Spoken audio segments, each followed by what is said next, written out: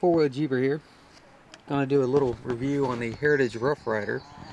I recently got this gun. I was looking for something to kind of carry around trapping with the farm that I could tear up and wouldn't cost me an arm and a leg.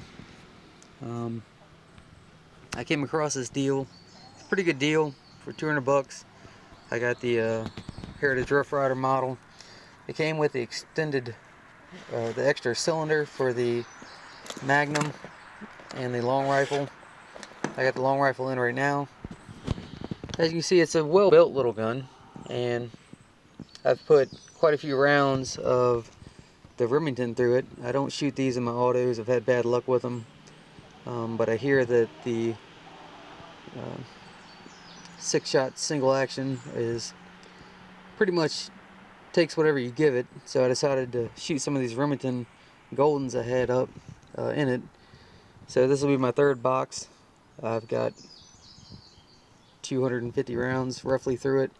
Normally I keep the CCIs in it. That's just kind of what I choose to go with. A couple things about the gun.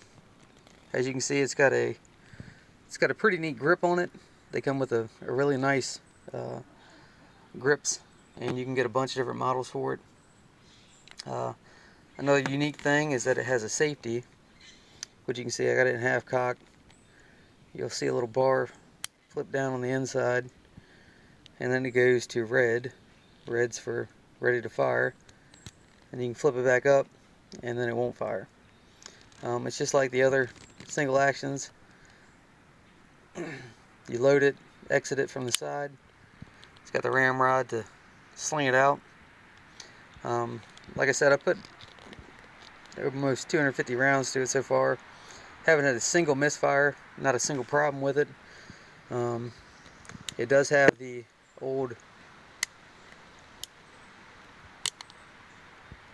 COLT clicks with it, designed after a Colt, but for the sight itself, it's a cut and groove with a blade up front. What some people do, what you can do, is take and notch that grave up front for the height you need, or else they file them down.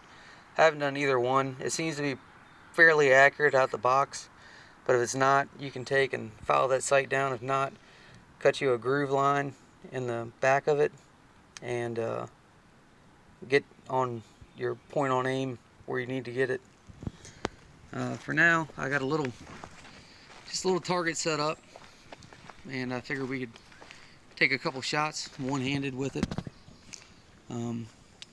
Like I say, it's been pretty accurate. Not safety. It's been pretty accurate.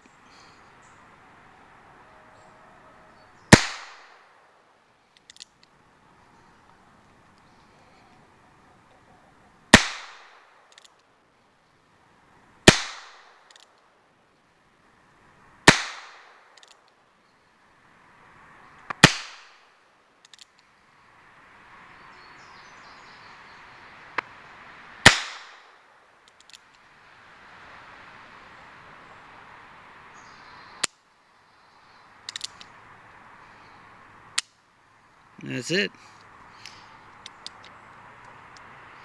Safety on.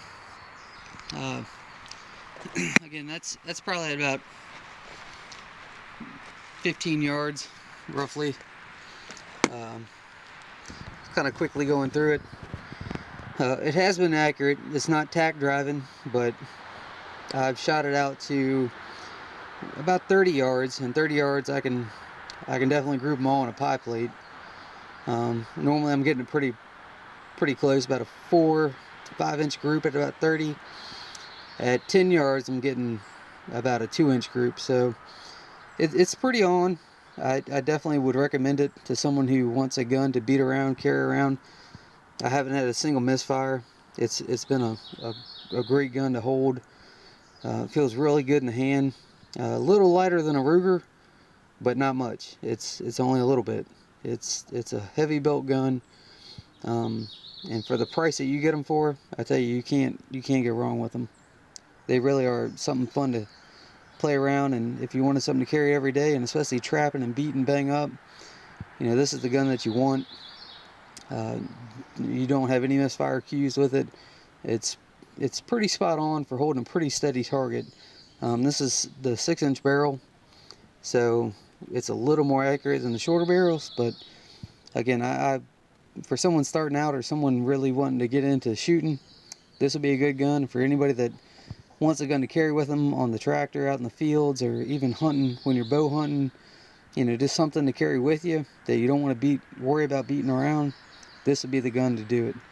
I don't have any complaints on it. It's been a very, very good gun. I've thoroughly enjoyed it. It's a lot of fun.